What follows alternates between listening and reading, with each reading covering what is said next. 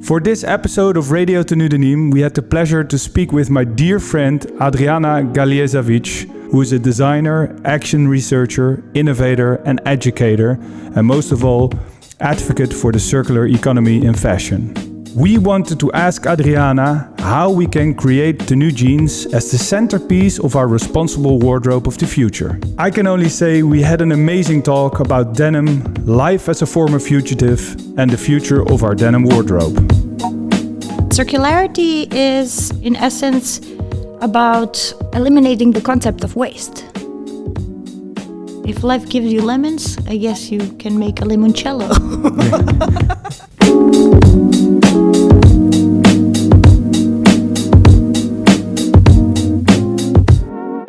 And here we are in English. Mm-hmm. Tell us, why are we talking English today, To? Because today we're joined by Adriana Galijasevic. We practiced, Adriana. We definitely practiced yesterday. I didn't want to mess that one up. Oh, it's who speaks English and Dutch, but I think you're more comfortable in talking English. That's right.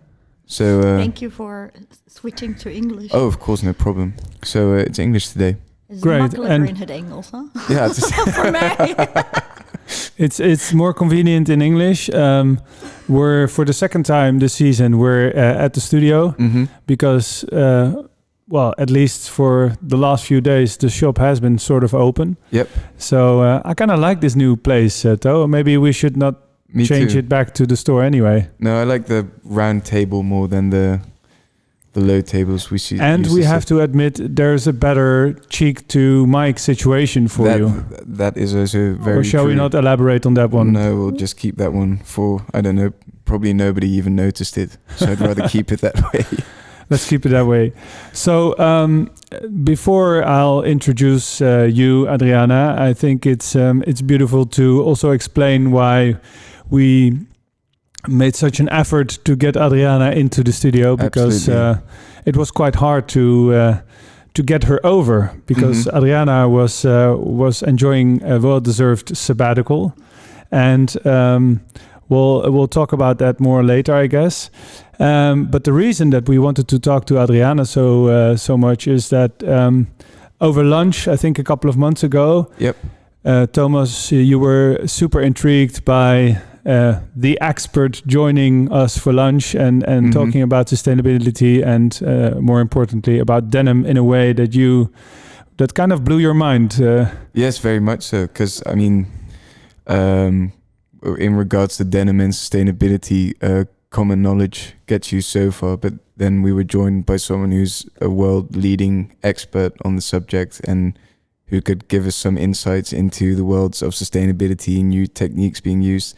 And Adriana can explain them much better than I can, because I'm in no way an expert. But I was extremely intrigued. So, and I think it was the first time that you and I might have been a little bit restless about today, because you can see there's a laptop on the table that hasn't been there. There's also a notebook. We came very well prepared. But let's be very honest about the laptop situation. We have a printer situation.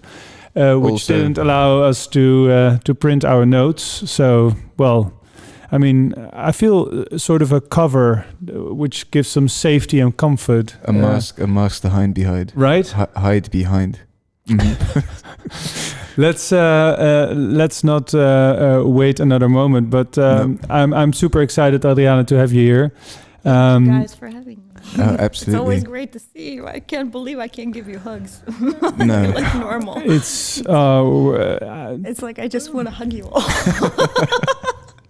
Yeah, well, let's agree that in the second part of 2021 we're gonna make up for the lack of hugging and make sure that we get back on track with that. Meeting up, right? Yeah. Exactly.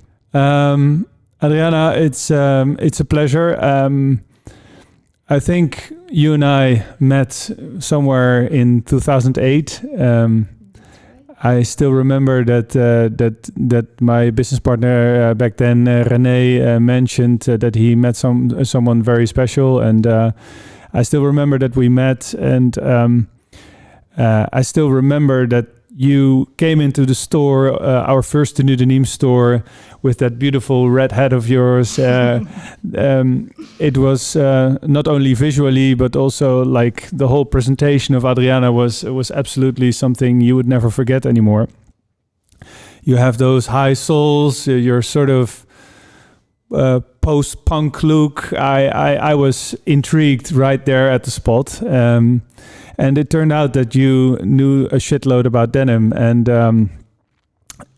at one point, I really asked myself, what is this girl gonna change here in Amsterdam, in the game, and all of that? And well, I think we decided right there at that spot that we had to become friends, and that's what we did. Yeah, that's definitely how it happened. Very spontaneous. Right? Just walking into your shop and talking about denim, and since then we've been like family.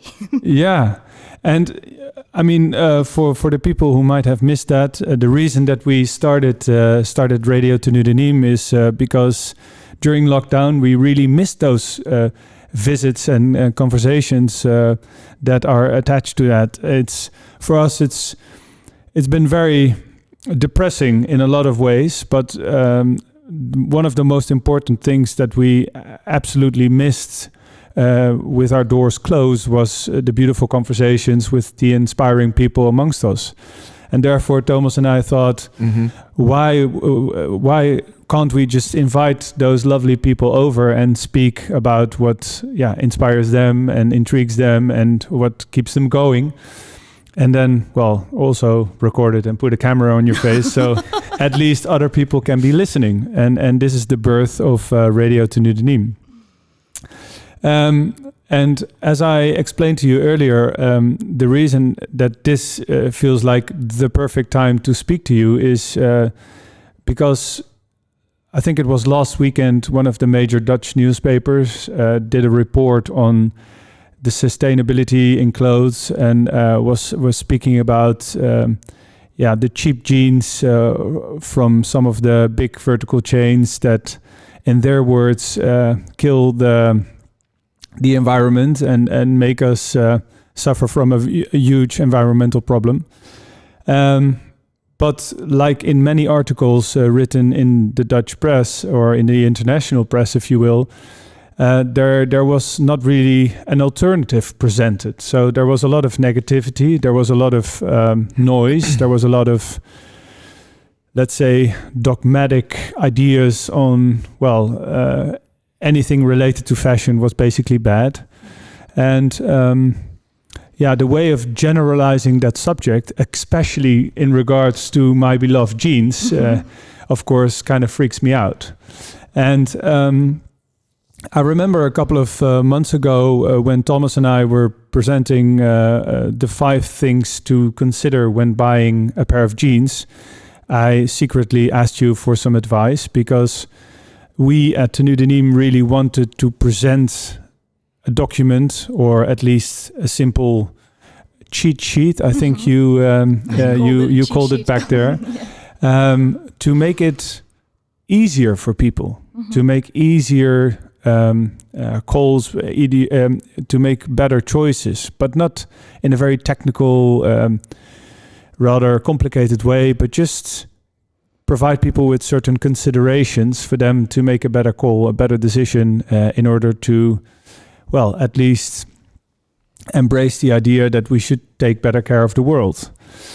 After being a little bit grumpy and sharing it with some colleagues and telling, there's another journalist who doesn't provide us with the good alternative, I thought, this is the perfect timing to speak to you, because over the course of the past 13 years, you developed yourself into not only a denim expert, because I believe that you were already a denim expert when we met for the first time.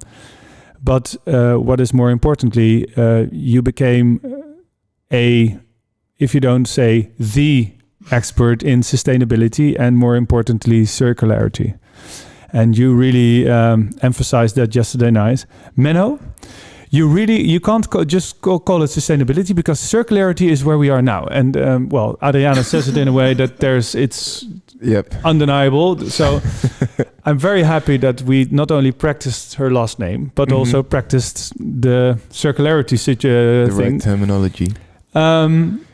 So that's something I would love to speak to you about today. Sustainability, denim, circularity. But before we do so, I would love to hear how you're doing.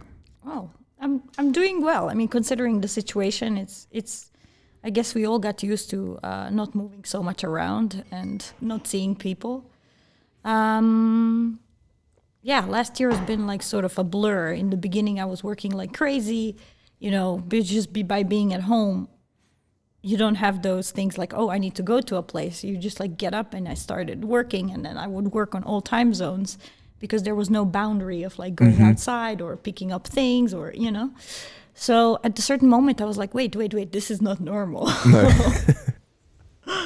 And I was like, okay, it's time to instill some stay-at-home habits that are easy to adapt. So I just started to, I read that 5 a.m. Club book, which I also gave it to you, because we were also kind of both a bit like lost with the, being in one place. So there are some good diagrams. I mean, it's everything that you already know, but it's just a bit more nice when you're reminded of things, how to approach life. So having instilled those habits, it gave a lot of room for thought and room to reflect and room to, think about what the future brings. And you chose quite a interesting moments to reflect and to take that moment, because as you said, we're in the middle of a pandemic and we're stuck at home or stuck at work, or at least we're stuck to anything, and we can't travel and we can't see other places, we can't see other people, etc. But it's also a moment in which a lot of creativity and new and making things sort of starts. Was that the same for you? Yeah, definitely. I mean, it starts to like, for me, it started like taking better care of yourself in a way that you can like discipline I'm very disciplined at work, but for myself, I wasn't always so disciplined. I did, do sports and all those things, but now you get a bit more discipline, and also, learning not only about you, but also about other people, because actually in pandemic, I ended up speaking to a lot of people on Zoom calls, and normally you would meet up, but even then it became a bit more frequent for some reason. So, and also like it was time to research, to, kind of also dream in a way, like, okay, this is the situation now, but like what's going to be when all this is over? Like, how do I want to frame my lifestyle, and how do I want to frame, everything that I do, how I live? Yeah, because simultaneously to handling the pandemic and the whole situation, you ended your career with G-Star. And you took the opportunity to, set up a sabbatical for yourself and to really disconnect in a way.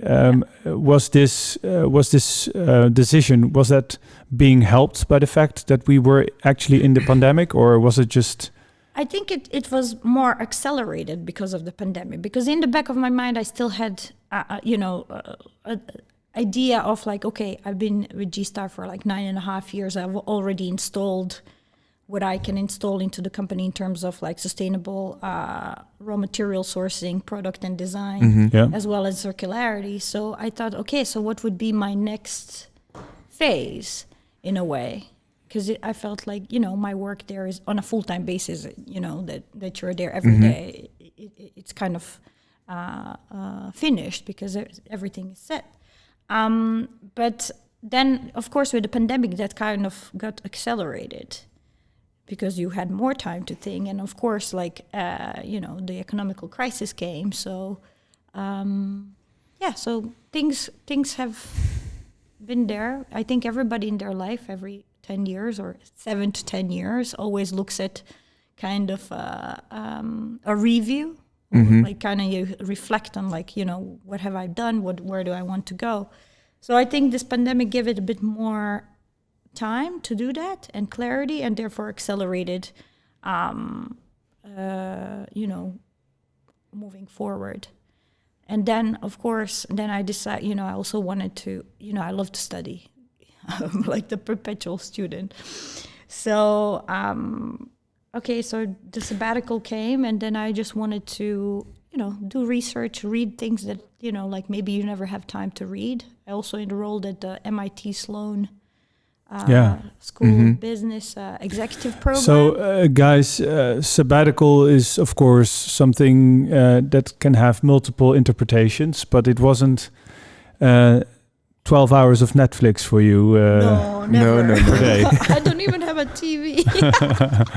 I mean, So, you can sabbatical, watch Netflix for most people, evokes ideas about palm trees and cocktails and that kind of stuff. I like those too, but in the pandemic that wasn't possible. So Sure. So I mean, like No, I would gladly take those too, but of course, even if I was taking the palm trees and the nice cocktails, I would still probably be the same in terms of having to Do something. be dedicated, doing something to to learn something. It's kind of like you go, you have your toolbox, you kind of polish your tools, you get rid of what doesn't serve you anymore, you put in the new tools. You have a toolbox? Yeah, in my head. Awesome. And what are the new tools that are getting added to the mental toolbox? A mental toolbox. I mean, it's continuation of like perfecting the tools that will prepare myself and the world for the scaling the circularity. And because that's still, I think, to most people unclear. What's the main difference between sustainability and circularity? Well, I mean, sustainability is it's just a survival strategy. It's absolutely necessary. You have to strike a balance between the nature, human life, and the economy. And circularity is, in essence, about eliminating the concept of waste. It's like, for me, circularity Preserve things that are made. Not only preserve things that are made, that's part of it, but also designing for the next use. So it's like Cradle in a linear system where you have like take, make, waste model. In a circular system, you have a take, make, reuse or remake model. So circularity is about, eliminating the concept of waste. It's kind of inspired by and nature. Diminishing footprint. No, it's actually not only diminishing the footprint. That's the main difference. Like in sustainability, you're like diminishing your footprint, but in circularity, you want to actually create a positive impact. Right. So that's the biggest difference. So like sustainability is like something that should be like inherent in every business. I know it's not everywhere, but it's something, it should be the basis, the foundation. Yeah. And now is the time to move to circularity where we are actually creating positive impact. So I was inspired in 2005 when I read the book Cradle to Cradle Remaking that we make things. And there it was, describing the circularity as, inspired by nature. In nature, there is no concept of waste. Everything becomes food for another system or another organism, and everything is cycled in the safe circles. So, like in my design, in my practices, I like to mimic those principles. So, so circularity is pretty much eliminating the concept of waste, and also, in essence, it's also like using waste as a resource, but it's much more than that. It's about actually designing for the next use. So now we have all this waste that we don't know what to do with because things have never been designed to be circulated in the first place. So you have stuff that maybe has poisonous chemicals and now you're recycling and circling that again. So the future is actually about, building from the ground up. Yeah. Choosing the healthy materials, powered by the clean energy, preserving the water, the soil, and human and animal life, like flora and fauna. So it's about like a holistic approach to design. Yeah, no more in hindsight, oh shit, we did it that way, how are we going to solve it? But just make sure there's no problem to be solved. Exactly. If you have a clean input, there's no bad output. So it's also like design with an intent. If you want it for a biological circle, if you want to put it in the ground, or if you want it for a technical circle, if you want to put industrial processes. So this idea of that's what's been driving me since I read the book in 2005. First to get into the sustainability, to discover all the technologies that are available out there, to try to implement them, to write about them, to and then later on innovate myself with the supply chain on other practices that are moving things towards a circularity. Yeah. And were you already working in denim back then in 2005? Yeah. I was working in denim. I got after university, I was working with actually a maternity company who has worked with the LA premium denim brands, so like the Citizen 7 and and all these different premium denim brands. So that's when I fell in love with denim. I finished my university in 2002. Yeah. So after university, I started working and absolutely fell in love with denim in terms of, on 3 different levels. It was full of paradoxes. One is it's mass produced, yet it's hand touched. It starts to be, all the same, but once everybody wear, if you take a raw pair, and then completely evolves into everybody, into something else, becomes individual. So that's one part. And another part, it's I saw that it merged really all the disciplines that I love, the technology, the creativity, the engineering also in terms of pattern. And third one, and it's very particular. It's it's very detail oriented. Every stitch matters. Every seam allowance matters. So it, in a way, it's almost like Zen work when you're designing denim. I always found it super Zen to you're analyzing every stitch. How many stitches per inch, what kind of thickness. There's a lot of work that goes into it, and plus all the processes and the washes that you can do after, the chemistry and the indigo itself. It's so beautiful, it's ever evolving, ever changing.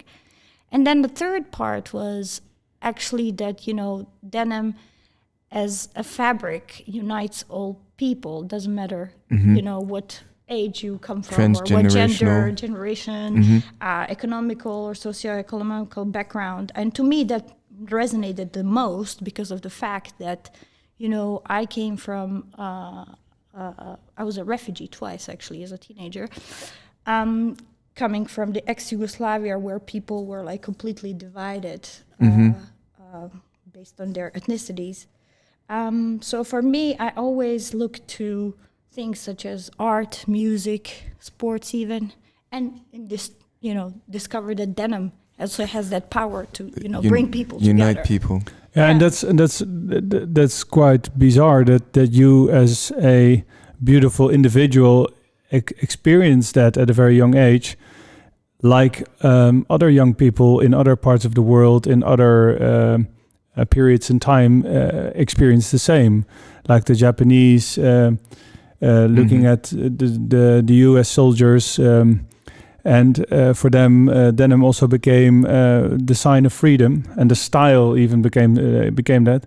It is super special that denim is capable of doing that, isn't it? Totally. Totally. That's why, I've really got obsessed with it. So on those so many levels, and And, it's just ever evolving and ever changing. And that's when I decided, like, okay, if I love denim so much, how can I make it cleaner and better? And that's what I dedicated my, career to. And of course, I also worked with, making different celebrity denim brands.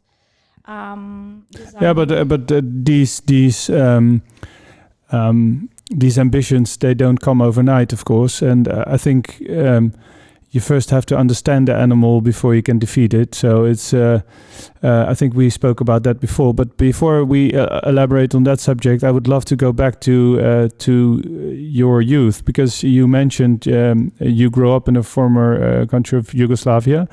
And would you, when did you decide it was time for you to... I didn't really decide anything. It's like life just throws stuff at you. Well, in '92, I went on a ski trip, right? And so the war started. So I was born in Bosnia, so I lived there, and then I went on a ski trip, and then the war started, so I could never get home. So for 2.5 years, I was separated from my parents. I was in Serbia, they were in Bosnia. Jesus. And so we didn't know about each other for over like a year and a half. So it's pretty much like that time that, kind of, not that I was thinking about denim, but like I was thinking about many different things. But I was lucky that in the end, my parents and I got reunited. And then... Where? And we got reunited in 94 or something like 95. I cannot even remember anymore, 94. And then in Serbia. And then... was that also with your brother? Yeah, it was also with my brother. My brother and I went on a ski trip. Oh, thank God you were together. Yeah, we were together. And my parents were like separate from us. So it was like a 2.5 years of separation. It was quite, as a teenager, it's a bit... you have to grow up very fast, let's just say that way. And then, thankfully, we got reunited, and then in '95, we, emigrated to the U.S. And how did it happen? How did it happen? I mean, in all that tragedy, there's some kind of goodness in a way. When we got my family is mixed marriage. So, I mean, at that time, there was ethnic cleansing between people, not only by color of your skin, but by the names, people are separated. So, because my family was always mixed, there was really no place for us to stay. And then, actually, there were 5 countries where, so my family was on this international organization for migration list, also because my father was prisoner of the war, and, he was shot 7 times, digging trenches between other parties fighting. So in all that tragedy, we were able to get on this list where you could find asylum somewhere else. And then, so that happened in... 94 after reunion, and 95. And there were actually 5 countries. One was Holland, Sweden, Australia, Canada, or US. So they would let people in that were from, these sort of backgrounds. And then US had all the other quotas were filled. So US had an open quota. So that's, how my family made it to the US. So it's literally we came.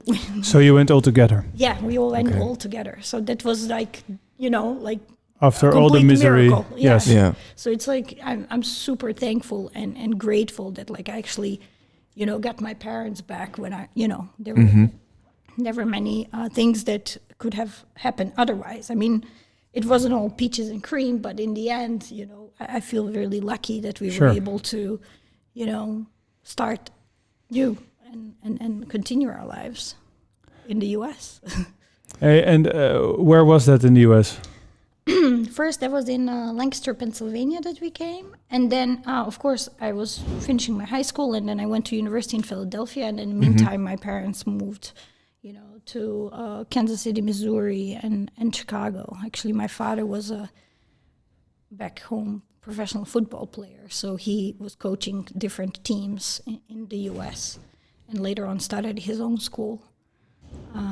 The school, which is now which is now taken care of by your brother, I believe. Yeah. That's right. Yeah, my father, he passed away.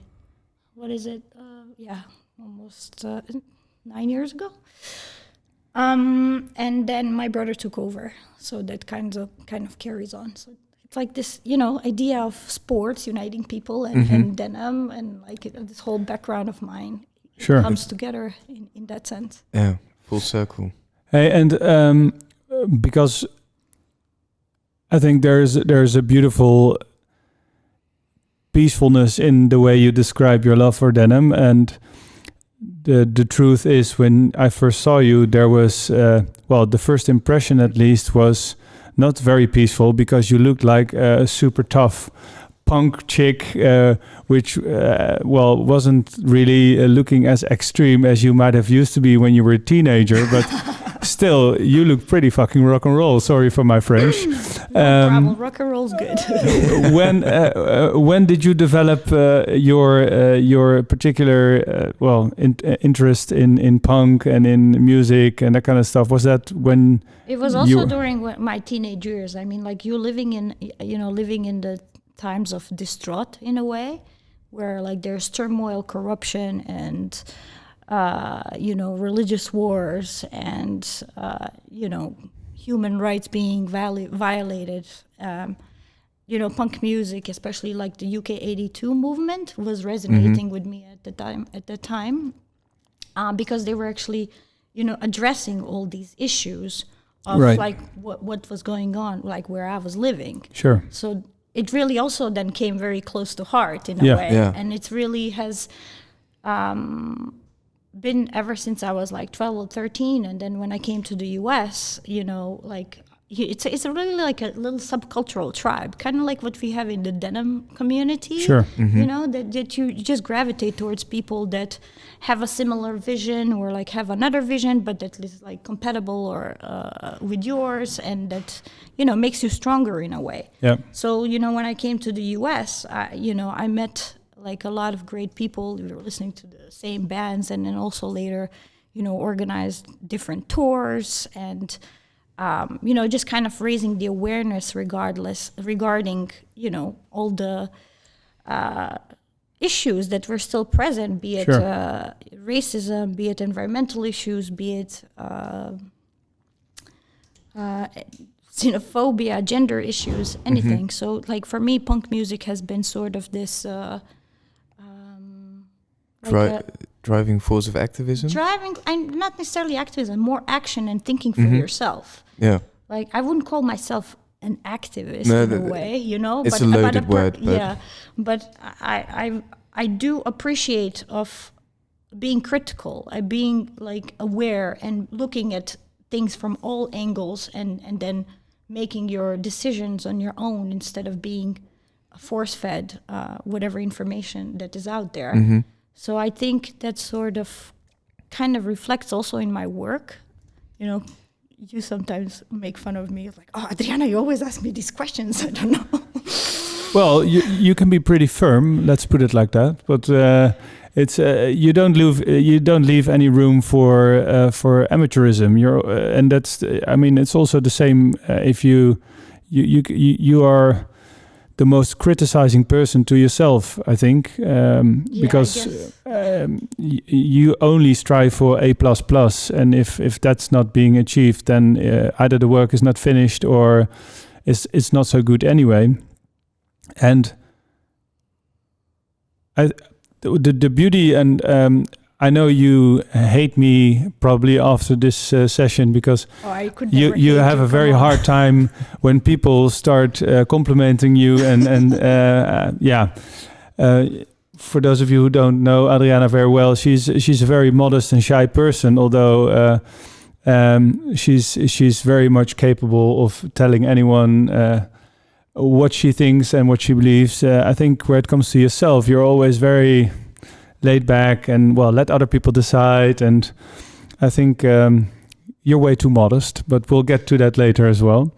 But what is I think the whole approach to being active for something, at least stands behind something, that's like a red line along the Throughout whole my- history of Adriana. It's action. I guess It is action, isn't yeah. it? Yeah, in a way. That's why I call my work like action research. And I don't only do research, I also do action. So No, it's not just a thesis that you write. You no, actually, I really like explore like, you know, what are the actions I can take. I guess that's the whole thing about DIY and also being like when you had, I mean, I had to grow up very, very young during the teenage years, and I had to take action for myself or, you know, my brother, and also later for my family. Coming to the US, I was the only one speaking English, so organize everything for everyone. Right.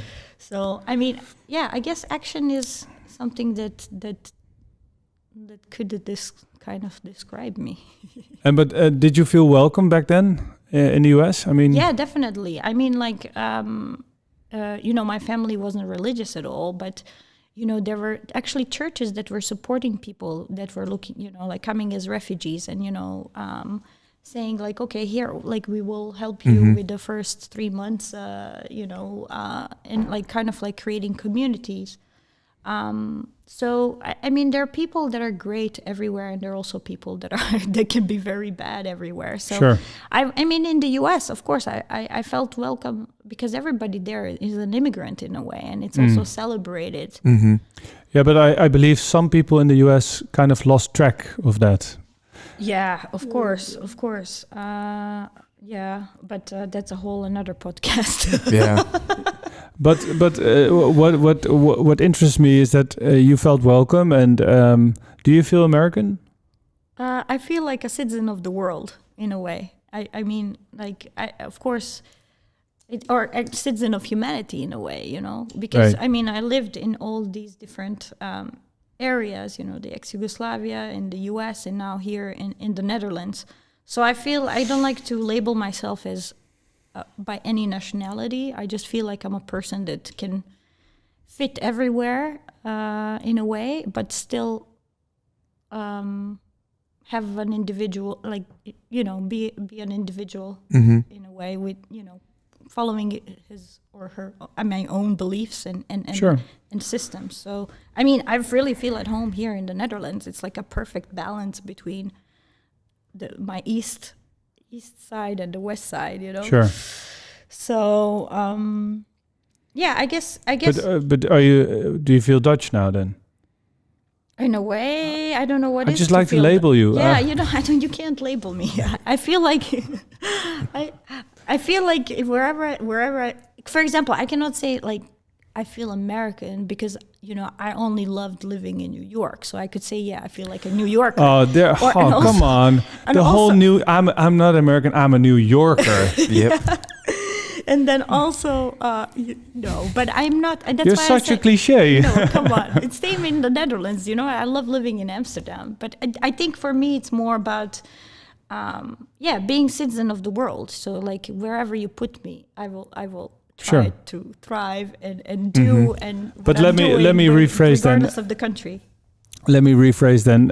You felt at home in the US during the time you spent there. Yeah, I mean, like I felt that it was a great thing to be there and have an amazing opportunity to, you know, do what I love, to study what I love. But I always felt more European in a way.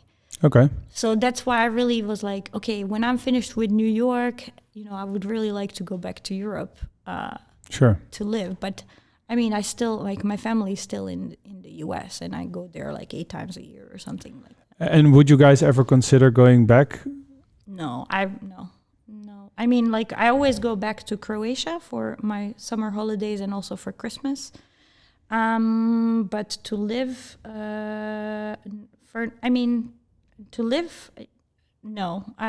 To live there, no. Not right now. Not right now, yeah, because there's still things that need to be cleaned up in that whole area and like encouraged to improve. What I think I can do much more from the outside than by living there. Okay. Hey, and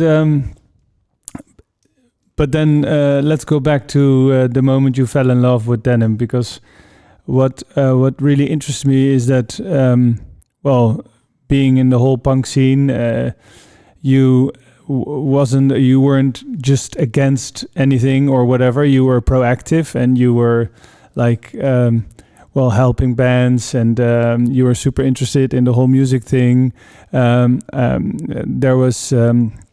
There was always something in my view, at least, that made you go forward, and you were always active and energetic.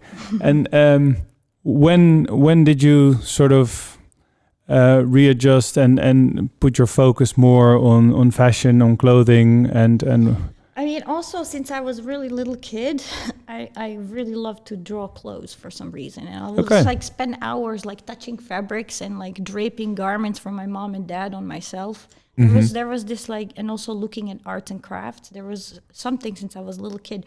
But also during the time when I was a teenager, I was listening to the punk, because that's one part of the things that resonated with me of the times that I was living. But also I found refuge in, sketching and drawing and like imagining. And that's when I also knew that I wanted to be a fashion designer. So like having this ticket to get out of, this war-torn area and having a new kind of slate, like a blank check in the US in a way to start and do what I really just continued to do what I loved. I continued with the music, and I continued with pursuing studies in fashion design as well as in art history, because I mean during the war, like art books were my safe haven. I think also art ever since has been like my refuge to where I can, it's been my meditative state. I always say like the galleries and museums are my churches in a way. but how did you have access to that? Was it by accident or? Like from my books, from my grandparents. Like I could look at the books and also some old magazines and things like that. So it wasn't. So you sort of stumbled upon them and then united with them or something. Yeah, exactly. I mean, like when you are in the. My family was always like oriented to my grandfather, especially. It actually would have been his birthday today, March 9th, right? He had like tons of books. He was a professor of Russian and also later a judge. He actually went to university at like 40 to finish his law degree. That's awesome. So I think I get that from him, that I really want to study all the time. But he had like a nice library, so I always like looked through and like read, and that's something that's stayed with me in terms of like moving my career also toward, and my education toward, nurturing this idea of like, dream world of the fashion and also dream world of the art history and the arts. So I actually.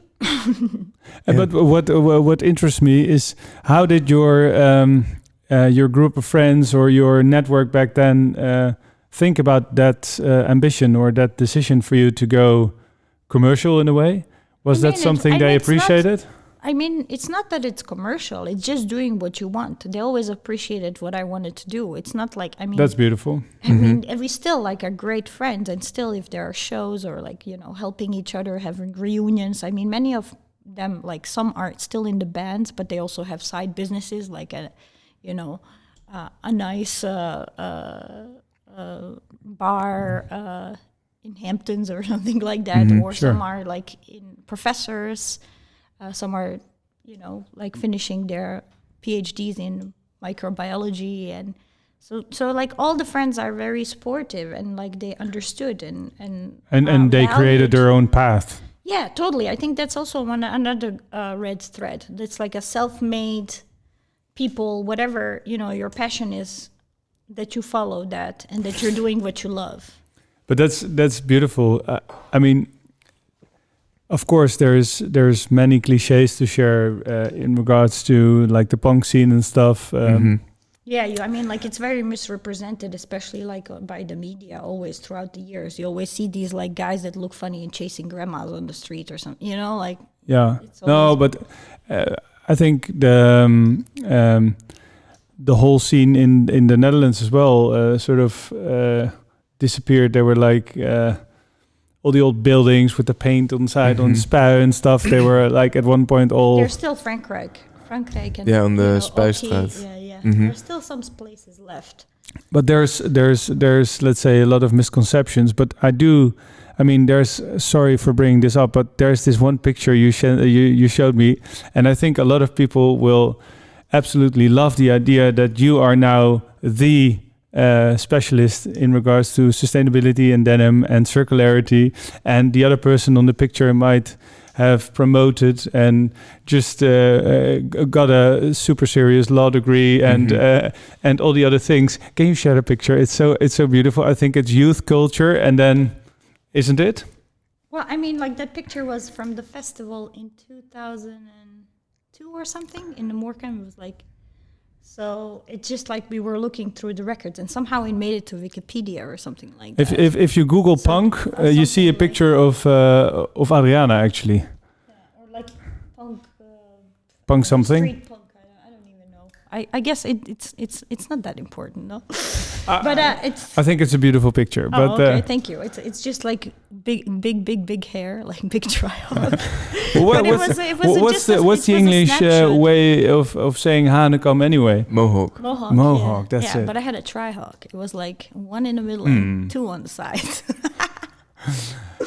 Fuck. No, I but don't it- know how we're gonna do it, but we have to find a way to come up with that picture anyway. Thomas, maybe later on this. Yeah, maybe like a thumbnail or something. No, I wouldn't want to tease you. But I also have a question regarding your art, because I think, if I'm not wrong, the main reason you came to the Netherlands was to study 17th century Dutch art, right? Yeah, I mean, like I always say three loves brought me to the Netherlands. You know, Mhm. one was the love for Dutch art of the 17th century. Mm-hmm. Second was like the love for the denim bubble that I've seen here, and also especially G-Star. And the third one, I was in love with a guy who was, who was Dutch. So, so I always say like three loves brought me to the Netherlands. And then, yeah, I was fascinated. When I studied art history prior in the US, Mm-hmm. and also fashion design. But like I was fascinated with the Dutch art of the 17th century, how it developed to be such a powerful force in the world without being supported by the church. You know, Yeah. like Renaissance and other movements, like Mhm. everything in the art that has developed was supported by the church. And then, of course, iconoclastic fury that happened in like 1566 or something in the Netherlands, you know, when the Protestants came and like completely destroyed all the images of the All the Catholics statues. and statues. It was fascinating to me, like how did this Dutch art economy develop to be so prominent in the world without any church patronage? So that was like what was fascinating me, and I really wanted to come to Amsterdam and discover.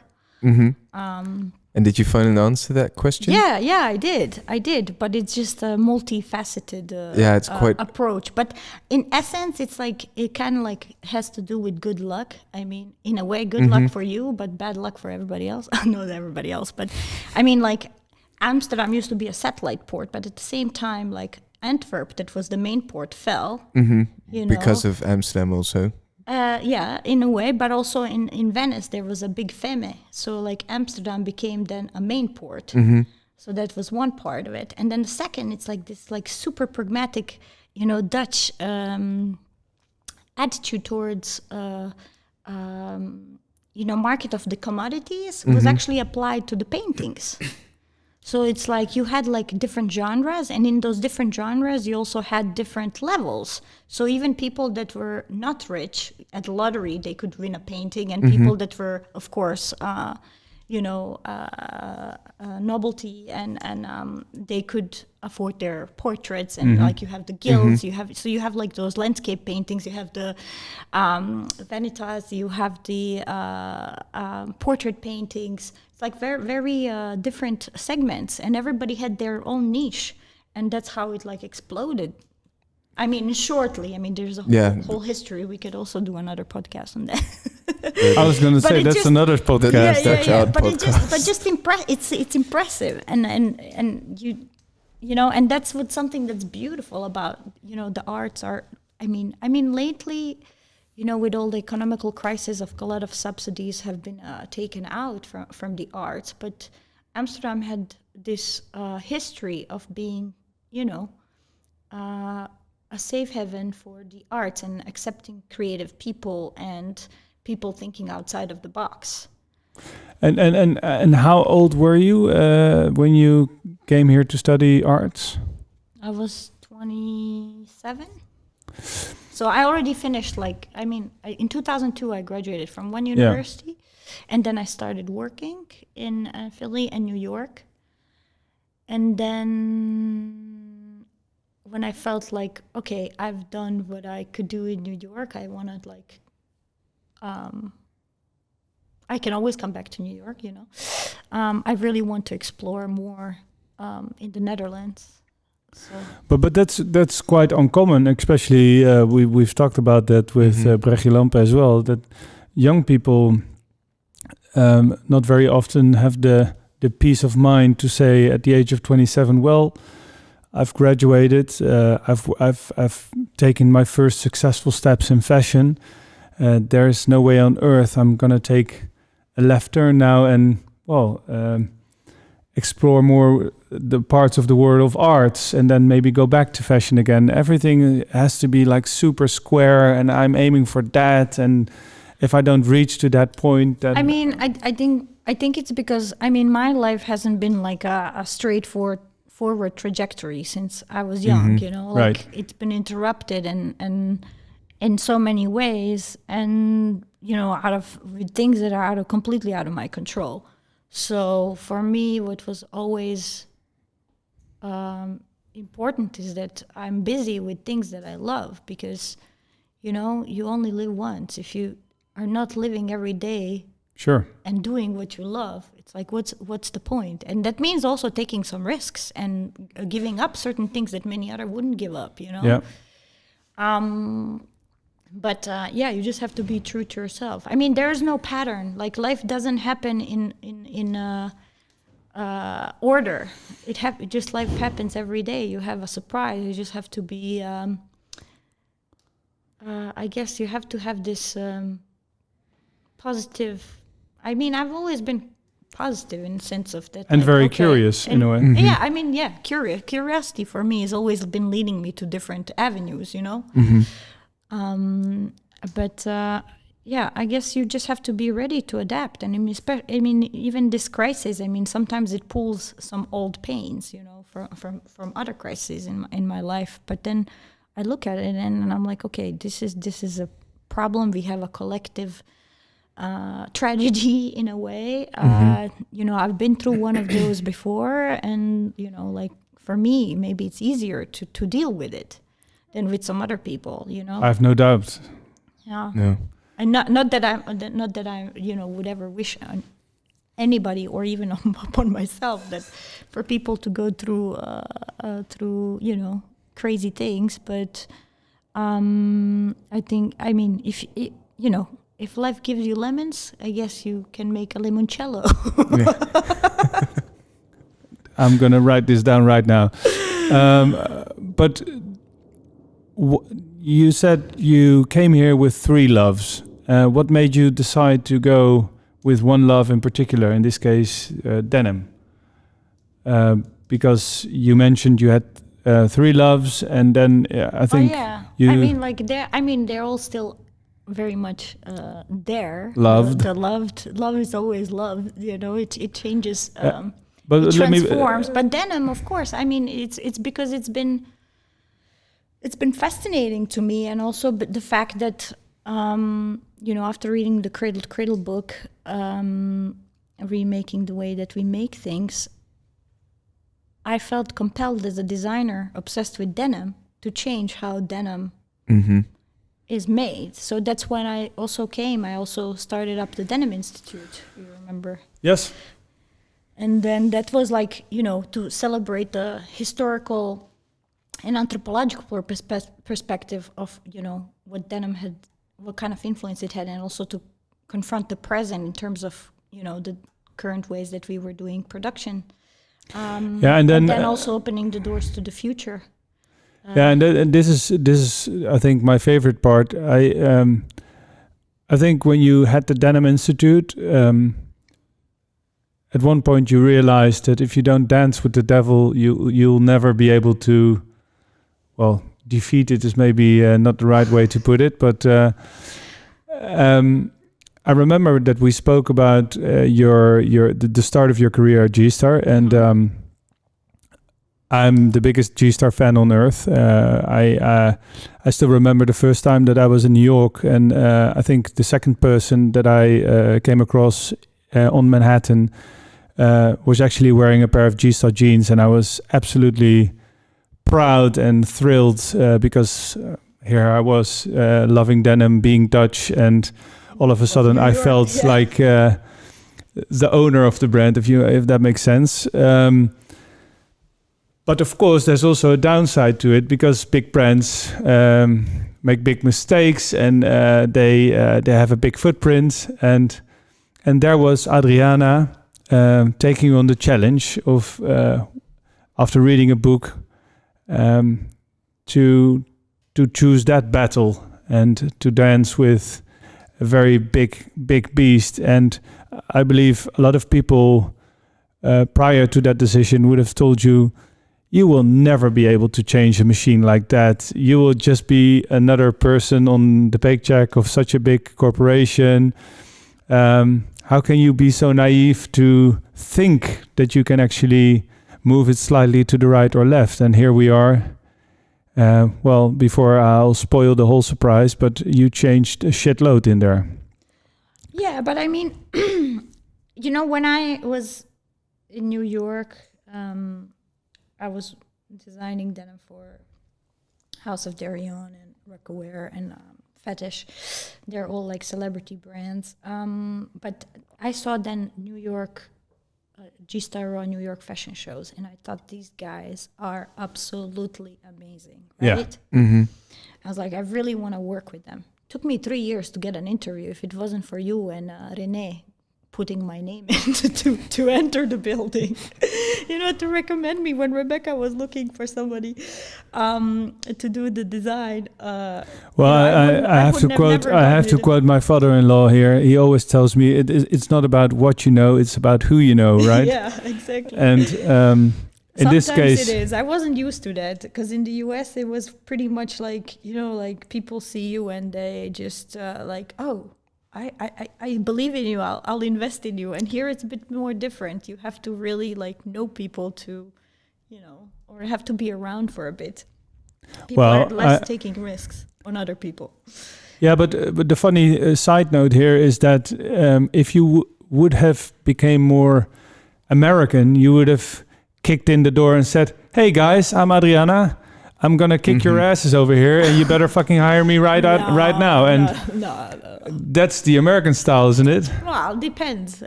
No, not always. No, but the thing is, I was really impressed with G-Star's innovative spirit. And then I said to myself, if there is a brand in the world that would actually think and would be aligned with my ideas, that would be G-Star, because they don't have a strong heritage like Levi's, but they do have the future in terms of design, the first 3D design, and then all the crossovers and the whole inspiration from the archive. I thought okay, these guys respect innovation, and I always saw sustainability and circularity as a mode of innovation. So I thought if we got together, we could do something innovative. Mm-hmm. But we're talking 2007, 2008, 9? That was...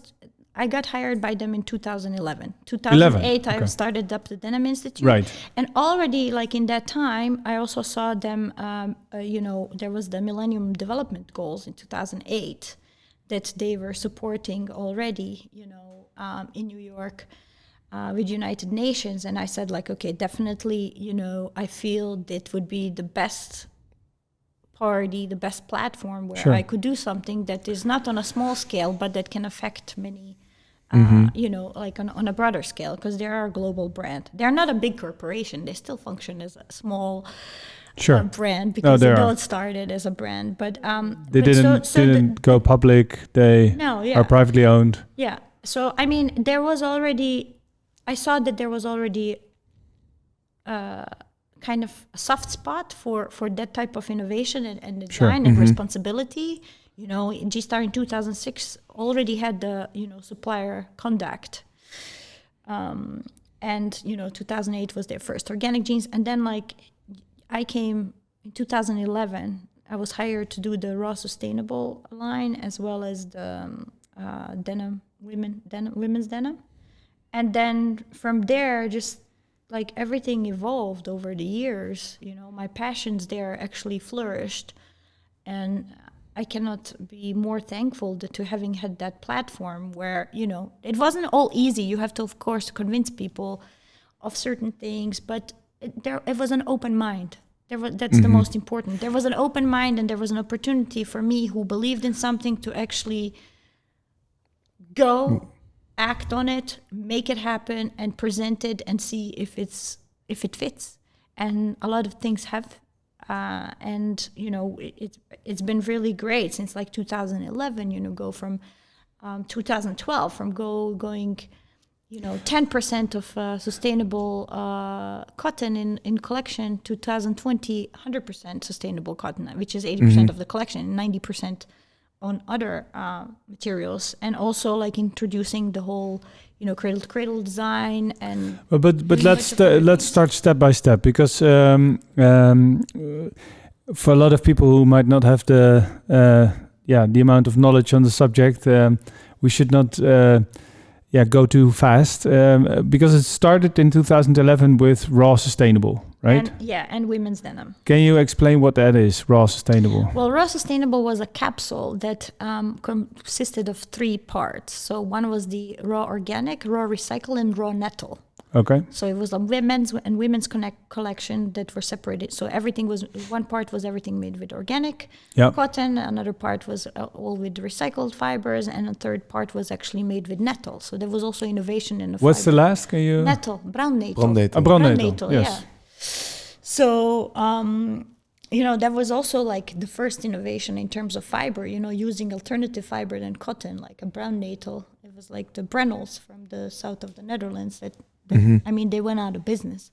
But this idea, of like innovating and finding different alternatives to the fiber. So there was like in the beginning that. And then the thing is, we stopped with the capsule in 2012 because we noticed, okay, if we can take all of our learnings from the capsule and apply to the general collection, so the general jeans. Amen. Then you can actually make a much bigger impact. change. Yeah. So that's why, like from 2012, at that point it was like, from 2011 to 2012. So if you did a capsule, we did like 1% of the sustainable fiber, but if we applied it to the rest of the collection, it like increased tenfold. So it became 10%. That's when the goals were set for 2020. Right. We do 100%, Sure. So, so in that sense, that was what the cool thing about G-Star was, that I could also do these little capsules. Same happened with Raw for the Oceans, like at that time, implementing the recycled that was with Pharrell, right? Yeah. Implementing, the plastics found from on the seashores and creating new polyester fiber from it. And then, maybe it was a capsule in the beginning, but it also that was in 2014, 15, when it started. But then it says, okay, by 2020, we should be 100% sustained, or we should be, if any, polyester. I mean, we didn't use so much polyester, because in denim we don't use so much polyester. But whatever there is, it should all be recycled, be it coming from the, airplane trays or ocean plastic or whatever. But, like making these little steps of like, fine, you have an exploratory version. Same with the, earth colors, which was like the jeans collection that was first made in using food waste or plant waste as a resource to create new pigments. Yeah.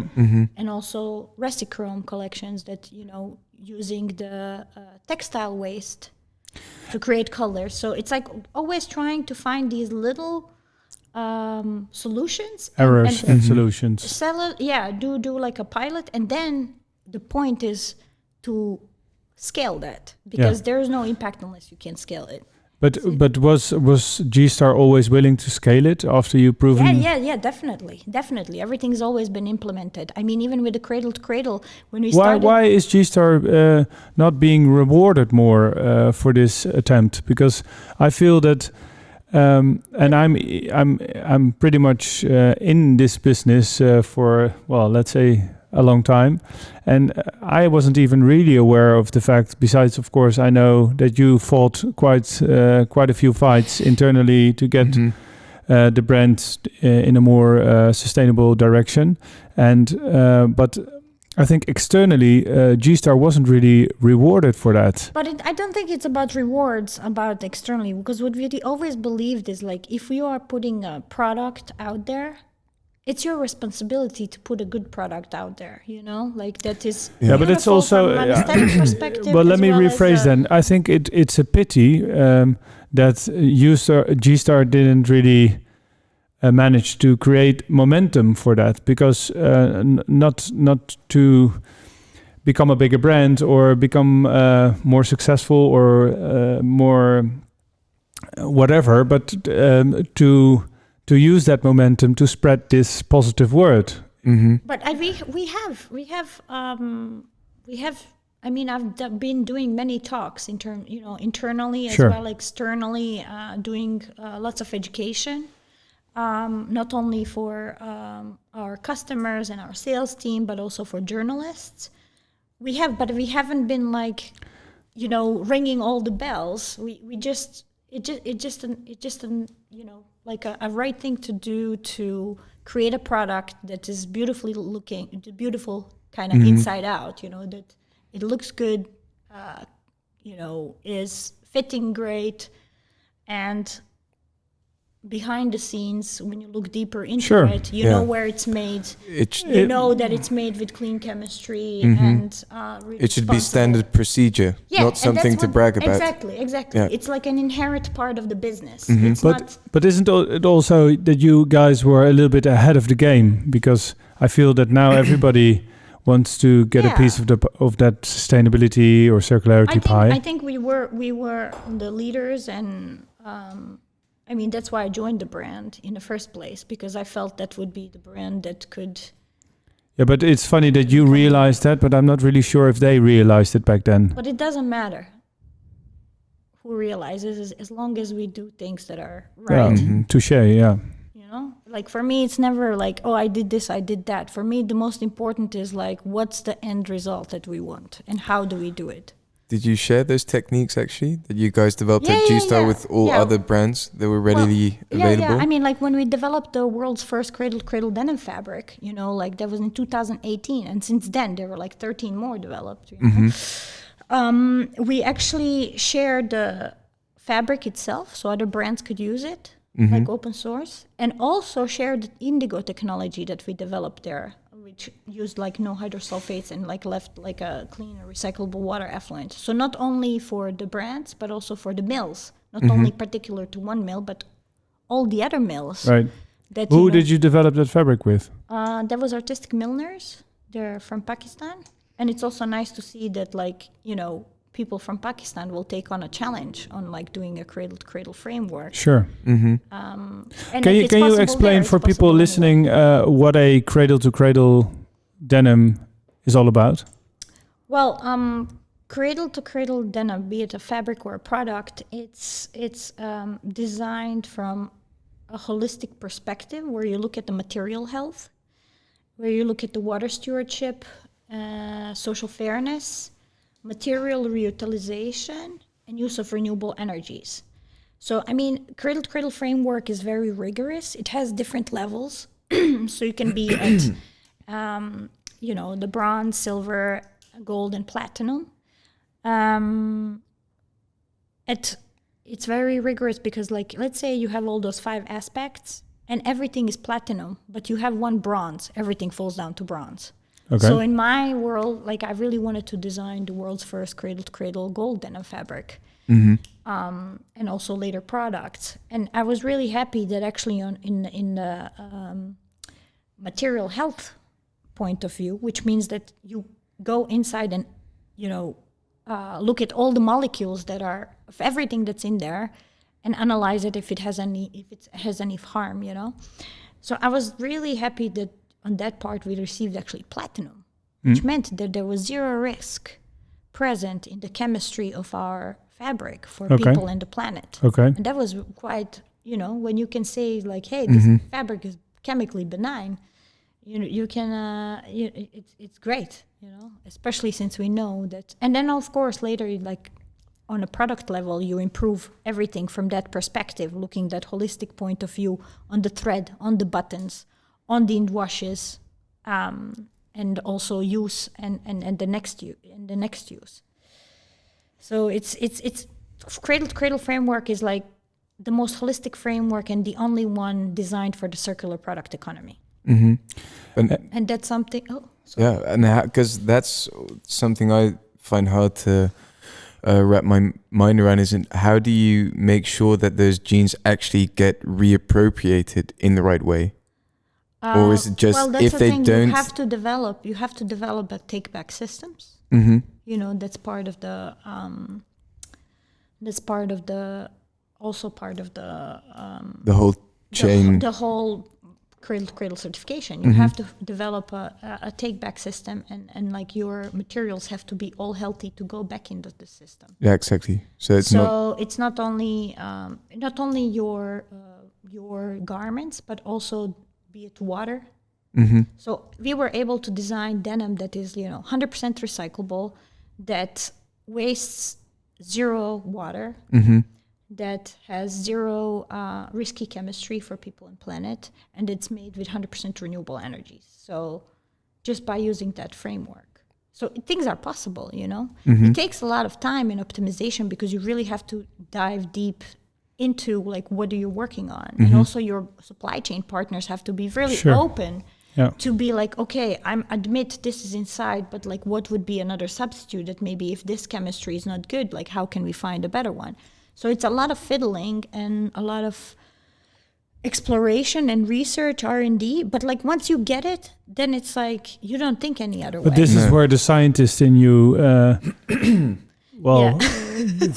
freaks out and is in the perfect place, I guess, because totally because I am sort of a little bit of a nerd, not a little bit, but hardcore nerd, right? And how do you protect being a nerd and being on this road to improvement within such a large commercial organization? Because I can imagine that not everybody likes to take that time and be so patient and invest so much into this holistic end result that might not even exist. Actually, I mean, in the beginning, it's sometimes hard to convince people, but like when they see the result, sure, when they see that they've been part of something that actually has improved a process and a product, people become more interested. And I think more than ever, like people have been very, like within G-Star, like I had an amazing team that, we're ready to learn, in a way, like people there are cut from the same cloth in terms of being detail-oriented, wanting to innovate and like come up with new ideas. So this was kind of like a natural also, they could adopt it. And also in the supply chains, what was good is that G-Star had like a long-standing supply chain for over 10 years with many of its suppliers. So like we grew together.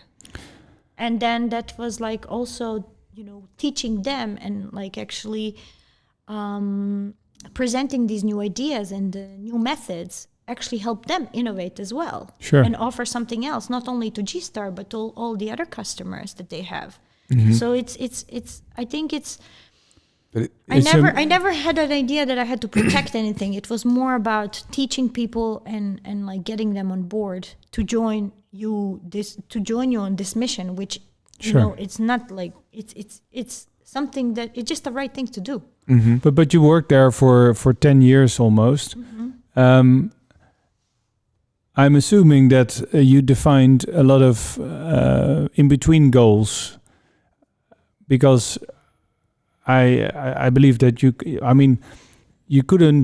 could not have been aware of the end goal when you started there, right? As you said, you started with raw sustainable, and then I mean, for me, since I've joined, I've really wanted to design the world's first cradle denim fabric.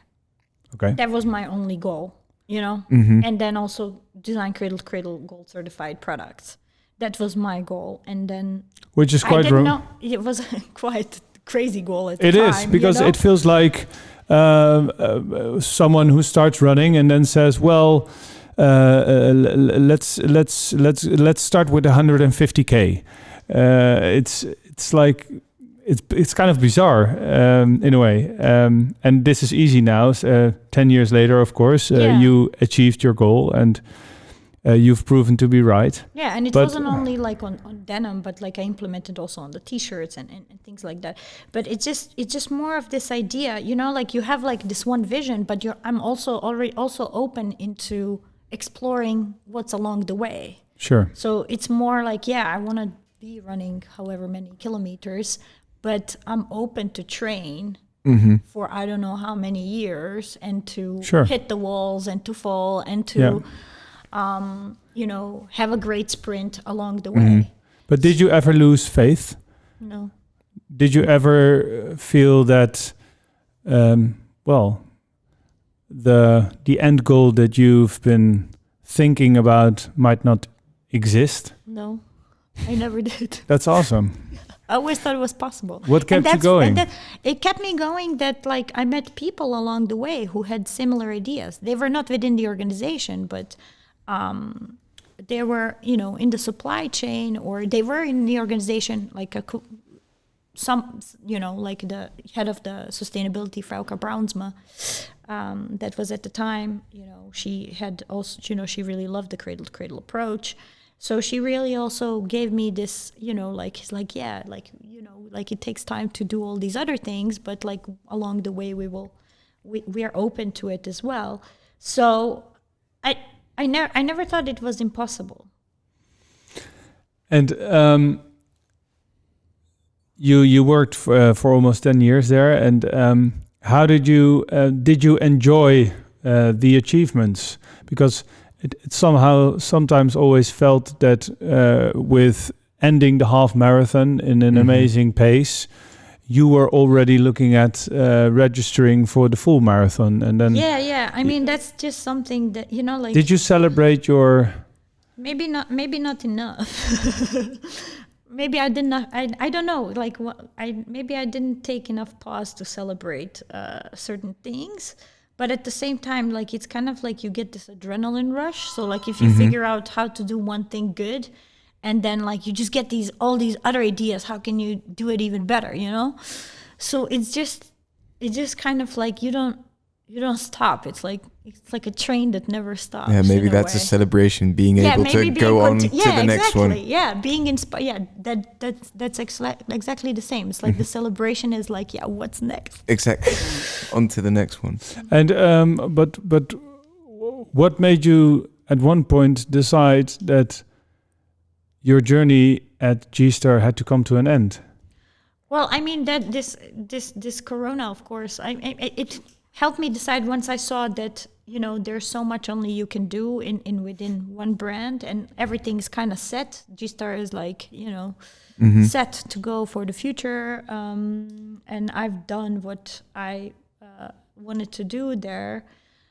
We still have a great relationship, of course. Yeah, and sure. Like I will always, you know, G-Star is always in my heart, and you know, if there is like a project in the future that we can work on together, that's also something that's always been a possibility. Sure. But to be there on a full-time basis, there was no need. anymore. And then so that kind of made me think like, okay, I also need to expand. What's my next 10 years? Exactly. But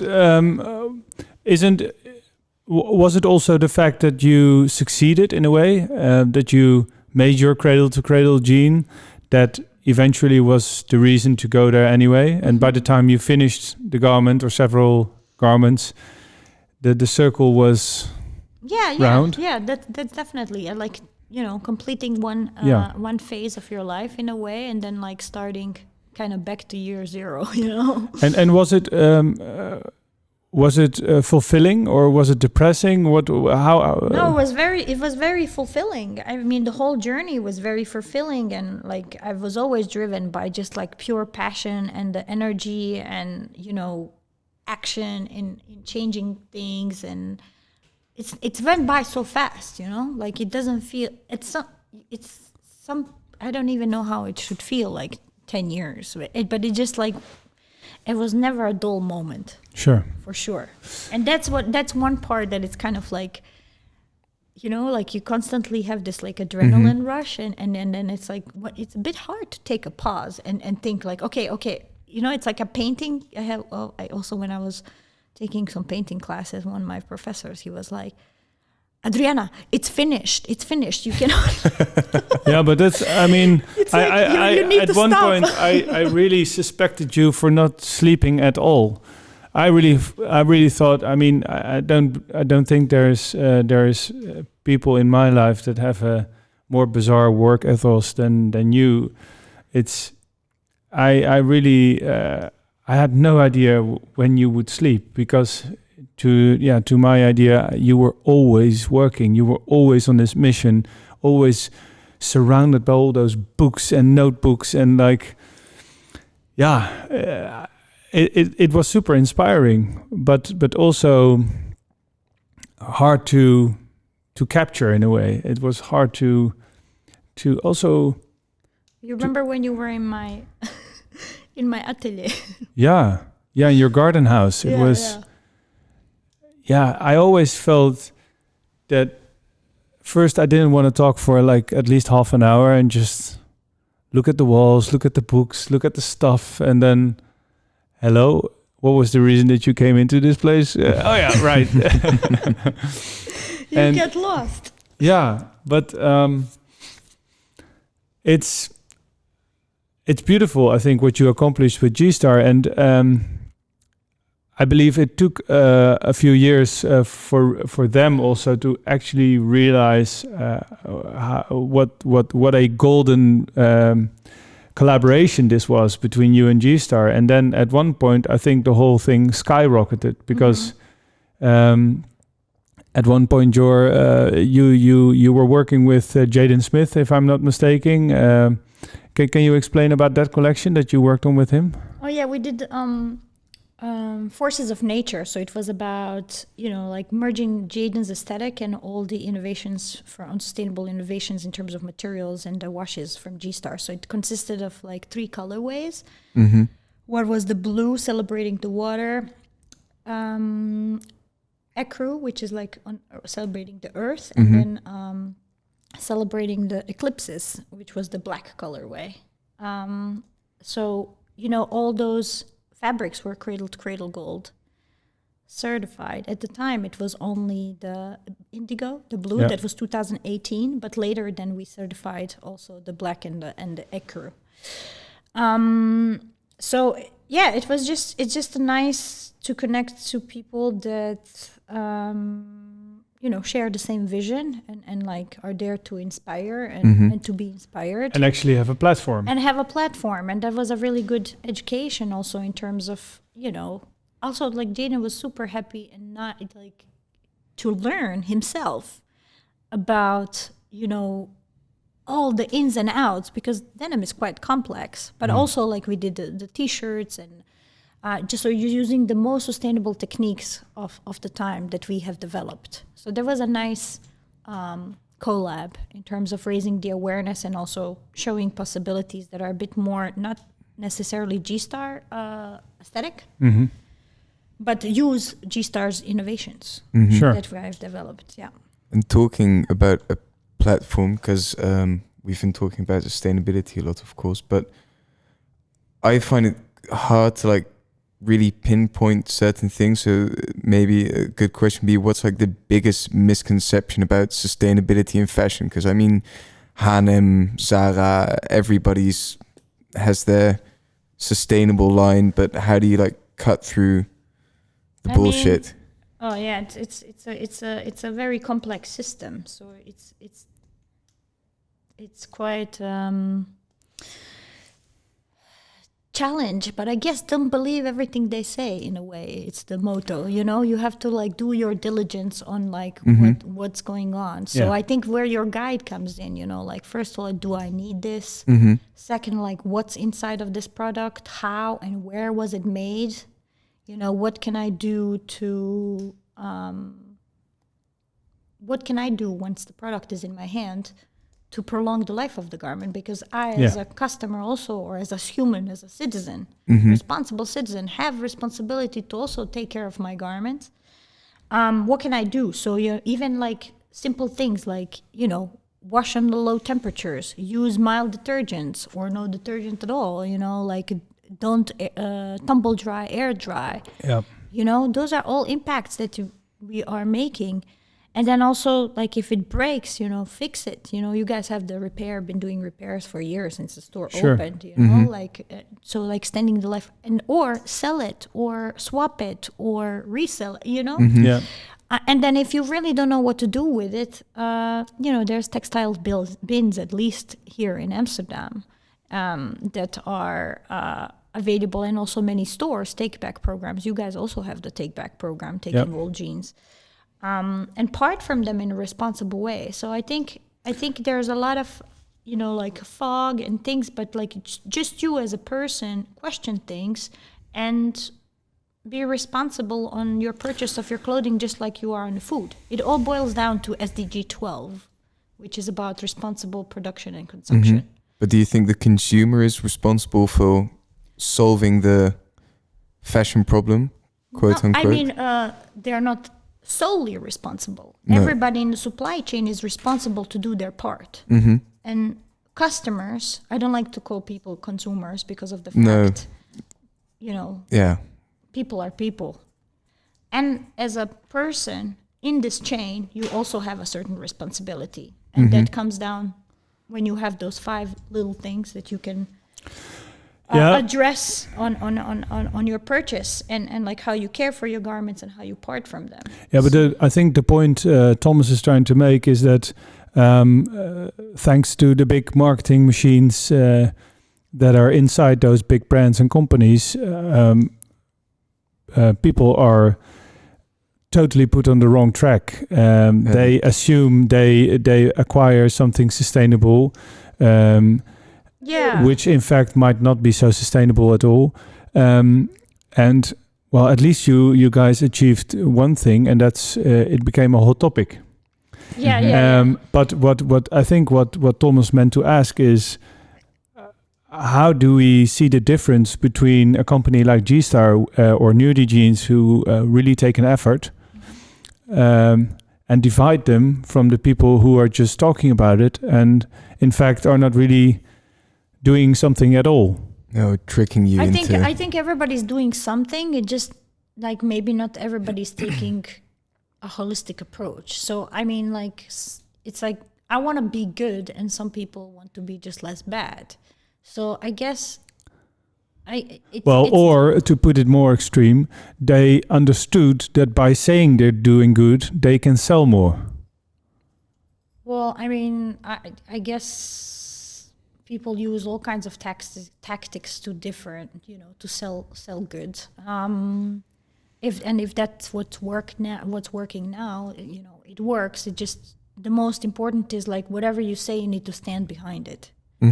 And I think more than ever now, customers can be in such a direct touch with the brand to ask any question they want via social media, and clarify if they have any doubts. So just go and be proactive and ask if it's unclear. Don't just, just because somebody Don't says take like, stuff for granted. Exactly. Just because somebody says like, oh, this is great. Like, ask, why is it Why great? though? Yeah. So I think that's where the responsibility of customer. Me as a designer have a responsibility to design, a product that contains clean materials and processes that that is responsible in terms of production. And me as a customer has a responsibility to choose, and making choices is based on knowledge in a way. And so Effort as well. I mean, the thing is why we have a lot of problems sometimes, because things are not convenient. People want convenience, people want the click. But that's where, like, even stores like yourself, you can curate the convenience by choosing to sell whoever you want to sell because you believe in them. Yes. And I think this is something that, if the customer doesn't have time to curate, they can come to your shop and ask, like, hey, what have you curated? Or for a brand, like, hey, what have you curated for me, and why is this a certain way? But do you feel that it became easier to acquire something sustainable or circular? Yeah, totally. I mean, like, if you look at now and 10 years ago, also in 10 years ago, you were the only one. Because you read that book in 2005. And then you secretly integrated into this big company. And then without telling anyone, you were on a mission. Like the girl with the red hair. Yeah. It was a good mission, no? Yeah, absolutely. Did you explain your secret after that decade within the company, just out of curiosity? Did you say, guys, I never told you, but no, I told them I from was the a secret beginning. agent for circularity, No. I told them from the beginning, but everybody was like, "Okay, we'll see what we can do. We'll see what we can do." And after you presenting and she something, keeps coming back to my desk. It freaks me out. The only thing to get her out of this room is to say, "Okay, it's okay. Let's go with it." Yeah. No, but that's the beauty of it. That like I had there the freedom to actually make things happen. Because I believed in it so much. Yeah, I think that's grand. That's what. Well, within G-Star was really great. If they felt like you believe in it so much, they give you an opportunity to make it happen. And, that's awesome. I was really lucky. That's awesome. To have that opportunity, but and also support of the entire team. That like that. But you didn't leave any chance untouched to back it up with knowledge and. Facts and information. And also that's also stemming from our marketing department. I was working really hard with our marketing department to not only educate our designers, but also like our supply chain, but also marketing department and the journalists who have come to visit the G-Star and also who have been featured for the interviews. But why don't journalists write more about, for instance, G-Star and explain that there is in fact an alternative? Because if I can go back to the article that really left me basically in a depressed darkness or something, they don't present an alternative. I mean, it's not. Yeah, I mean, no.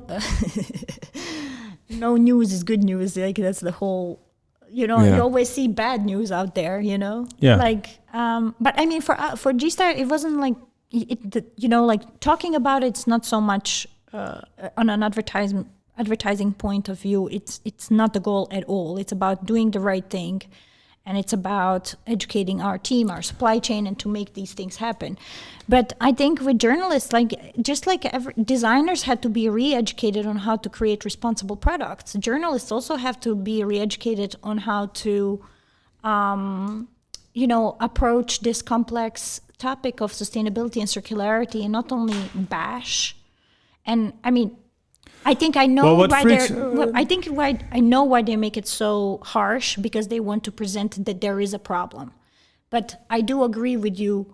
We should be also presenting solutions. Yes. And if you go, I mean, especially here in Amsterdam, there's so many solutions. Even if you go to Fashion for Good, but it almost feels like the way politicians these days ask for attention, just to throw something extreme into the air and then wait for people to react on it. And I think I mean it's not a doom. It's not a doom. The industry is not doomed. It's, if anything, now with the all this technology that we have available and the machinery that has been developed,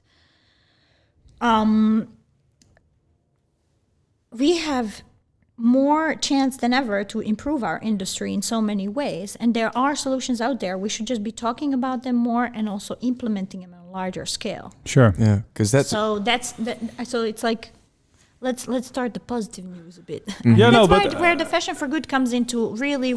Well, there was actually quite a few interesting points in there, and basically it was about buying less, buying better, repairing, and that's all very true stuff. But it's not. The thing is, like, the future of design is not only being less. It's about creating and designing things that are never becoming waste, because that's the point of circularity. And then now, of course, we may have the materials there, but we need to build the infrastructure. We need to build a bigger infrastructure in terms of, collection and recycling the fibers, refibering and re-yarning and like creating fabrics and things like that and products. So it's about shifting the mindset of what's the intent of the design. Yeah. So, but you're always thinking from the designer's perspective, the brand's perspective, or the product perspective, if you will. I am. I'm always. That's what my job is. No, absolutely. But I'm always concerned with the consumer's perspective and the way people perceive this new era, this new paradigm in clothing. But don't get me wrong. But I don't think we solve the whole problem by just making cradle to cradle stuff, because I also think we have one very large problem we didn't touch upon, and that's the fact that we simply make too much. Yeah. I mean, that's the idea of also cradle to cradle, is that you are making what you're not overproducing. Exactly. You're like minimizing all the inputs from the beginning. And isn't that the biggest challenge for brands? Because I mean, no, especially now, I think the brands have been more vigilant than ever to look at their collections and to see what they're producing. And I'm talking to myself here as well, but I think the conclusion is that we need every aspect of it. We need the design approach, but we also need the approach of the end product, and we need the approach of the consumer in a way, because at the end of the day, if as you said, if one gets bronze, they all fall down to bronze. Exactly. So it's an amazing metaphor in a way. Yeah, I mean, it's really like taking a holistic approach, looking the entire chain, from the birth to the next life. And is this also why you took another not very convenient road and decided to leave the G-Star ship and to help other people in the food chain to accomplish a part of this mission? Yeah, definitely. That's like, connecting the dots and then creating infrastructure for the future on how to scale the circularity. Yes. Mm-hmm. Because I think we're both in the advisory board of the House of Denim, and we are there with some pretty genius people talking about the future of denim. And to my modest opinion, these sessions prove that there's a lot of other sections within the denim food chain that need improvement, or at least need some good advice. I mean, I feel like denim world has been very proactive in actually attacking those issues that we have had over the last decades. And is that really true, Adriana? Yeah, I mean, like the people that I have worked with, I see a really like passion to improve, from the raw material sourcing point of view to. But why doesn't that journalist write this down? Why it takes only 2 sentences to put cotton and jeans in the corner of the worst thing you should buy into. And why? It's because they're not properly informed. I mean, So what you're saying basically is that denim can, in fact, be a proper part of our future wardrobe. Of course. Why? Why? Because it's possible to make it in a responsible way. mhm. And There's also, technology, there's machinery. I mean, what have been doing for the last 100 years? okay. You know? Well, no, but it's almost our mission to find proof that what we do at Tenue actually makes sense in the near future. And Mhm. we have, since the day we started Tenue de Nîmes, we've been very much concerned with sustainable products in the way that How it's made. How it's especially. made. Who made it? I know you. Who made it? You went directly to the factory, was sitting down with Yes. the seamstresses and, Yes. and making everything happen on the spot. And Celebrating all of the. and making stuff that actually lasts, Yeah. because Mhm. it's so much related to the true DNA of denim that you make a product that is functional Yeah.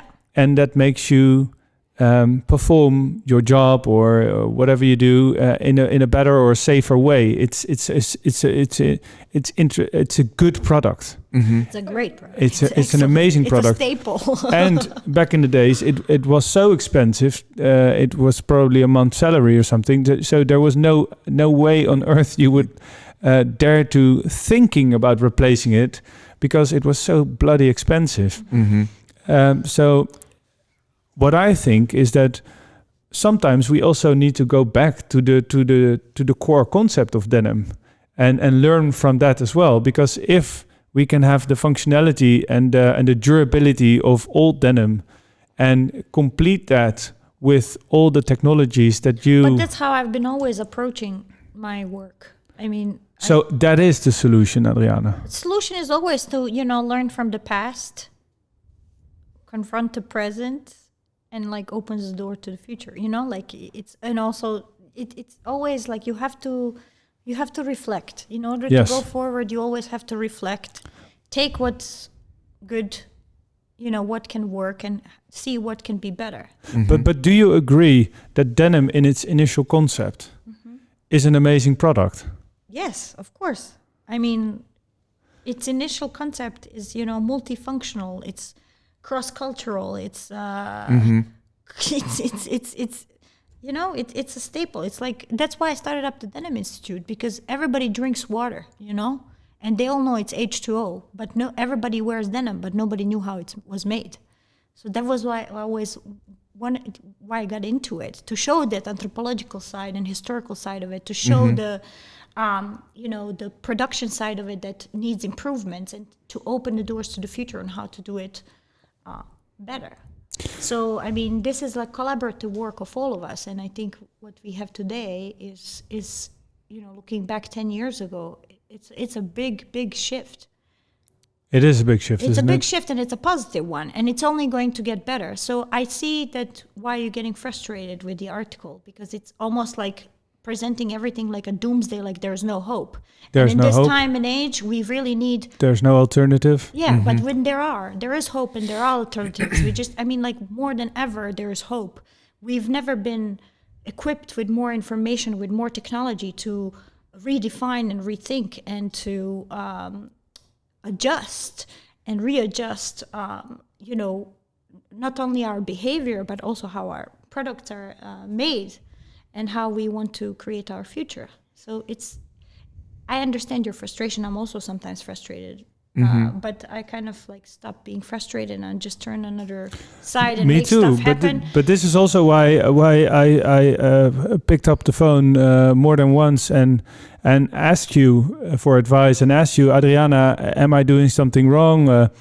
Or a couple of months ago, when I asked you for the first time to help me become more sustainable with Tenue, and you started very small and very kind. You said, listen, I still remember, and I think it was a couple of years ago, and not even months, but time goes by so Yeah, quick. I know. And you said two things: make stuff you really stand behind, that are well made, great products, and try to go organic as much as possible, and Recycled. recycled. And that's what I did. And clean chemistry, of course. yeah, and then it's Professor Adriana who adds up one layer every time you think you achieved something, which is absolutely amazing and inspiring. But sometimes it can also be depressing because you feel that you're not getting towards your goals quick enough. People don't maybe not always understand and appreciate what you do. A lot of that has to do with price, because people want to, in Dutch we say, have a champagne treatment for a beer price. So you often you have to, they are totally up for change, but not if they have to pay for it. So it's not an easy road, is it? I mean, nothing's easy, but we just have to persevere and have grit and educate and share the burden in a way. Yeah. And because if we go back to those 5 simple things in order to make a better purchase, 5 things that we really bounce back to you as well, because, well, I think we've proven now that you are much more of an expert to the subject than we are, although we feel very connected to the subject. Not that that's the purpose of this at all. Well, I mean, I'm always here to share, and this is where the modesty comes in. You feel what I mean? Exactly. Every time we give her a compliment, she's like, but that's not important. It is very much important. Thank you. Because I can honestly say that Tenue de Nîmes would not have been Tenue de Nîmes if it wasn't for you stepping into our door 10 years ago. I think we would have been a different company, because she's a very firm sister to me. She's like, you cannot do this. Who did this? It's like, that was also another. I mean, we did it before I did G-Star. I did your private label. yeah. Who changed this? Yeah. Yeah, but where were you, for fuck's sakes? But anyway, if we go back to those 5 points, Adriana, we already said, do you know where it's, do you need this? First of all, do you know where it's made? Do you know where it's made from? How? Repairs. Do you know we repair your jeans? Yeah. Do you know that we actually recycle it? Or do you know what to do with your jeans if you don't want them anymore? In your opinion, is there a question that we should have asked as well? Is there a question that we did not ask or forgot to ask? I mean, I don't think you forgot to ask any questions, but I think we as people, also now reflecting on that article, it seems like there's so much confusion out there in this world, right? Mm-hmm. And we should really ask ourselves, like, how do we contribute to it? And what prevents us from seeing clearly? Yeah. Because if we can't see clearly, and if we don't know how we contribute to confusion, in a way, we should then ask in a way, you kind of giving your power away, power to choose. Mm-hmm. So I think it's more about asking the question, not only about denim or about fashion, about just in general for yourself, like, okay, this is all confusing, like, how do I contribute to it? Like, what prevents me from seeing clearly? Because once you see stuff clearly, then it's easy to make decisions. Mm-hmm. So I think that those are some things that, we should ask ourselves. And also, we have to remember that, like, our thoughts and words and actions do matter. Mm-hmm. So, and they can either completely stop or fuel positive impact or in transformation. So I think we also need to be, let's choose wisely in that sense. And is this also what you're gonna help people with in your new venture, the Co-Circular Lab?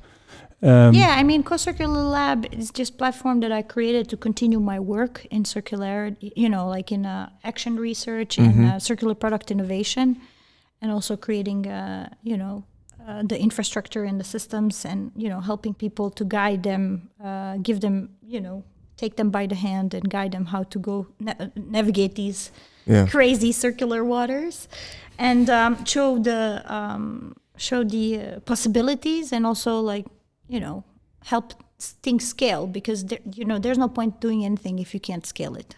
In a way, because there's my main goal is to have an impact. And on a grad. But I know that, and this is why your sabbatical kind of freaked me out, because I thought by leaving the Big Brother G-Star, we could immediately integrate you into our Tenue mission, because there's so much work for you to do.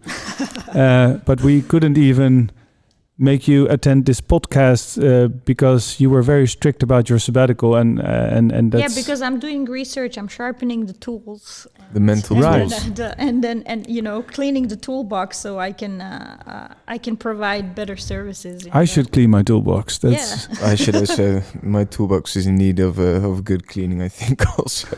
But Adriana, before we're gonna leave.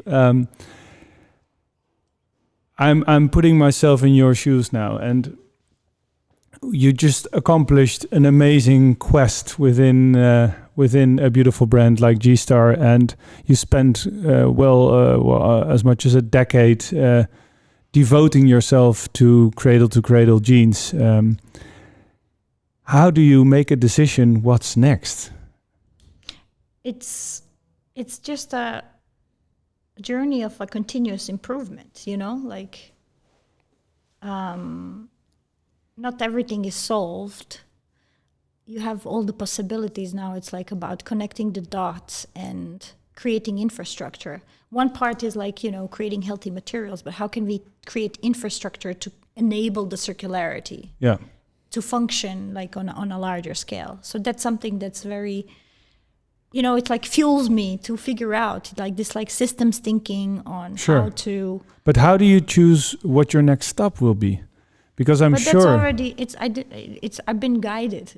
I see what's missing, and I'm just guided. You found new loves?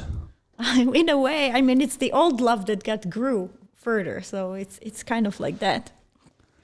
So. Without spoiling the surprise, there's so much for you to do. I'm sure. For all of us. It's pretty much create, it's a shift that we all have to make, transition from sustainability talk into circularity, and not talk, but action. So you saw the finger? Yes. I know what to do.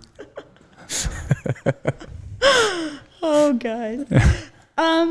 So it's a natural progression. It's just a continuation of what's been started. And I think, and especially Amsterdam wants to be, by 2050, 100% circular. That's a great thing. Yeah. Mm-hmm. And there are so many opportunities. Good luck with that. Yeah, I know. But still, don't say good luck with that. Let's just make action, make things possible, and push. I mean, I saw a news program this morning where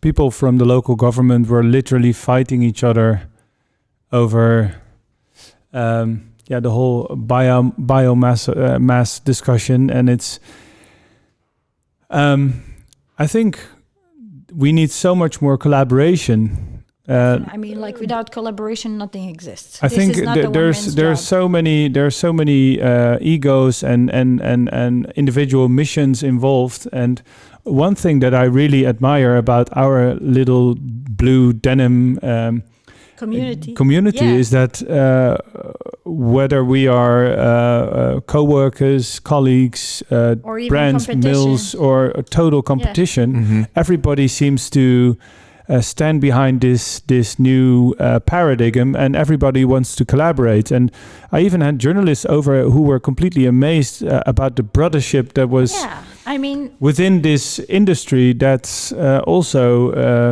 driven by quite a bit of competition. Yeah, but it's we are competing on why should we compete on pre-competitive materials? We shouldn't be competing on clean indigo. Clean indigo should be available everywhere. Yeah. Responsible fiber should be and production should be available to everybody. And how you weave it, how you put it, how you wash it, you compete on your style, on your visual imagery. But we don't need to compete on pre-competitive materials. And I think that's something in denim that's quite normal in a way, and we have shaped it to be like that. I mean, it's about sharing and pushing the needle forward, and without collaboration, there is no making a big change. There is no paradigm shift. There is no system change without collaboration. And I've seen that in my work throughout even with the Denim Institute, I stopped the Denim Institute, but parts of it got absorbed to the House of Denim. And sure. Worked with G-Star and connecting the New York and Amsterdam in terms of the kingpins, even sure. when you went to New York, you were connected to Cone and all these things. Shout out to Kara. Yeah, Kara. It's imperative, the collaboration. Well, I think one thing is for sure that you not only positively changed the denim industry as we know it today, but in addition to that, I am also very much assured that you will help us change the future. And this is why... it's a collaborative effort. Like all of the changes that I have done, again, wouldn't have been possible without collaboration with the supply chain and understanding and well having understood. Everybody board, Well understood. I did have a vision, of course. This is where she's trying to push compliments off the table, Thomas. Exactly, but you did provide it. Of course, it was the book written by it. another person in 2005 that you happened to read, and that's actually the change maker. Another two persons. That was William McDonough and Michael Bronkart. Boom. One is a chemist and another one is an architect. Well, I'm not gonna leave any opportunity untouched to praise you and to say how much I admire you. Thank you so much for sharing your vision and sharing your love for denim, and also helping Thomas and myself, and at the end of the day, our entire Tenue de Nîmes community to first of all understand sustainability and circularity in a better way. And hopefully also to put it into action together, create right? some awareness. Yeah, definitely. Every if you have a wheel that has to turn, every part of it needs to sort of do its part. Yeah. It's kind of like when you look at the inside of the watches, those cool mechanisms, If one gets stuck, everything is stuck. So I always, that's the idea also of co-circular lab. If you... In geometry, co-circular means all the dots lying across the circle, around the circle. So for me, it's we are all dots. We as people are all dots on this planet.